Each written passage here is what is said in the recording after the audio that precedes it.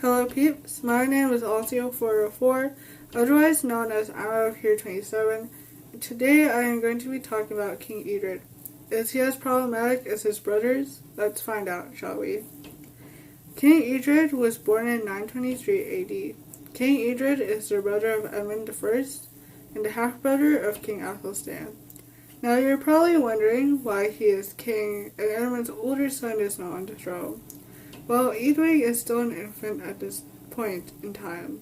Also, unlike the later royal families, infant kings did not exist at this time either.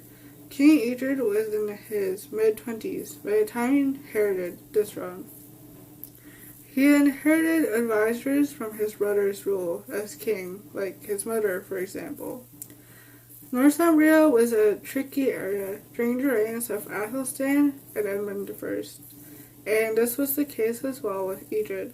The Northumbrians initially accepted him as their ruler, but they soon turned to Olaf Strixon as their ruler.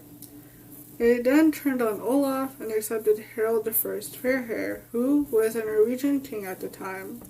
But then they submitted to Eadred. You can see where this is going. Basically, Northumbria kept flip-flopping until Eadred said enough, and they finally stopped switching rulers. Some accounts say Eadred was quite forceful in getting Northumbria to submit. One example was when he burned Ripon and ravaged Northumbria. From these accounts, it sounds like he took after his brother, depending on which account you believe in.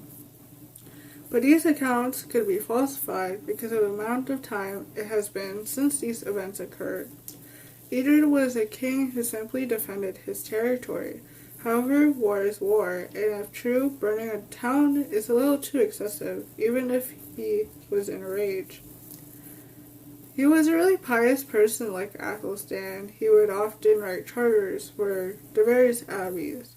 As evidenced by his childless fate, he was chaste and pious. Despite being young, he was a man with a much smaller stature and was very ill for many periods during his reign. This would eventually cause him to die, and his nephew, Eadred, becomes king after him, because he does not have any heirs to the throne. Is he problematic? He is somewhat problematic, mostly because of how he was considered a warrior king, and he often had military campaigns to get back Northumbria. If the burning account is true, he is even more problematic, because he can be a ruthless person. But the reason he is not too problematic is because he was reclaiming territory that belongs to his kingdom. Thank you for watching, and hopefully you learned something. Bye. P.S. I dare you to subscribe. Do it, you coward. If you don't click the subscribe button in the next 20 seconds, you'll forever be known as a coward.